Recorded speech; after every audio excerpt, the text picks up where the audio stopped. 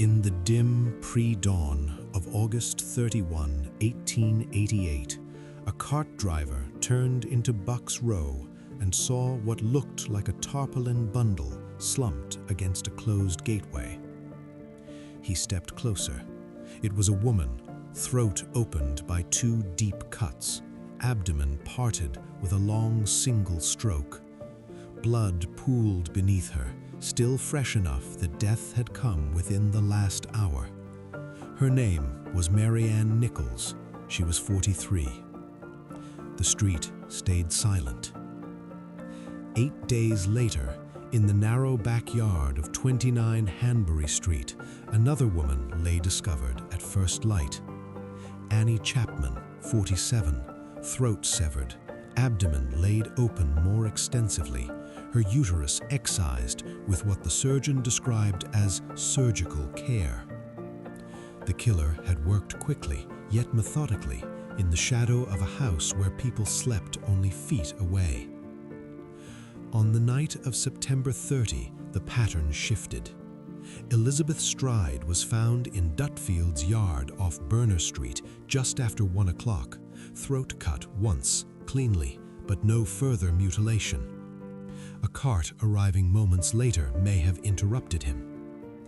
Less than an hour passed before Catherine Eddowes appeared in Mitre Square, face gashed beyond recognition, uterus and left kidney removed. The two scenes lay close enough that a man could walk between them in minutes, yet far enough that police converging on one missed the other. 3 weeks later, inside a small room at 13 Miller's Court, Mary Jane Kelly was found on her bed. The violence had escalated to its furthest point.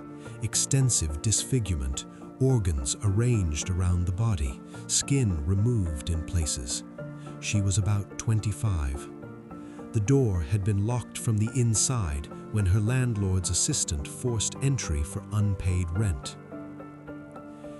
These 5 women lived within a tight knot of streets in Whitechapel's poorest quarter. They had known hardship, lost children, broken marriages, days without food. When other means failed, they walked the same gas-lit alleys at night. The man who found them moved through the same maze, chose moments after constables had passed on their fixed routes, and disappeared into the crowds that filled every court and passage. He left almost no trace beyond the bodies themselves, no clear footprints, no dropped weapon, only deliberate marks that pointed in conflicting directions. After Eddowes was found, a torn piece of her apron turned up in the doorway of a Goulston tenement half a mile east. Above it, chalked on the wall, "The Jews are the men that will not be blamed for nothing." The words were photographed, then scrubbed away within hours on orders from a police commissioner who feared riots in a district already simmering with tension. The fragment of cloth was preserved, the message was not.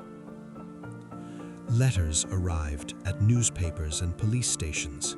One in red ink began "Dear Boss" and closed with "Jack the Ripper." Another, a postcard mailed the day after the double killing, described details not yet printed. The signature attached itself to the crimes like a brand. Dozens more letters followed, many proven forgeries, yet the name endured, turning scattered murders into a single enduring figure, fed by the press that reported every detail. Scotland Yard gathered names in thick files. A private note from 1894 listed 3 men the Assistant Chief Constable considered strongest possibilities.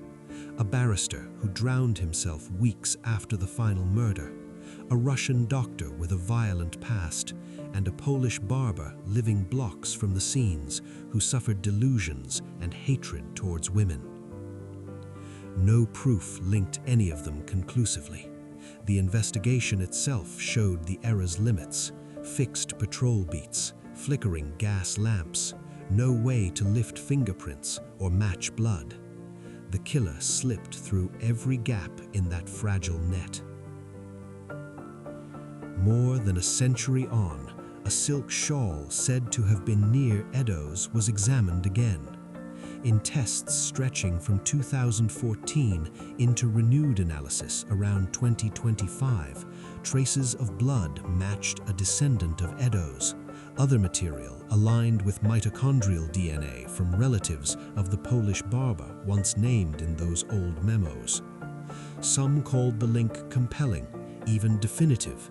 Others noted the shawl's uncertain path from 1888 to the present, the shared nature of mitochondrial inheritance across many people, the absence of a full nuclear profile that could exclude others. No court has ruled. No official record bears a name. The streets carry different names now, brighter lights, new buildings. Yet in archive boxes and museum drawers, the traces remain. Fabric fragments, surgeon's notes, faded photographs, each one precise in what it shows, silent in what it withholds. One question lingers in the space between the evidence and the empty place where certainty should be.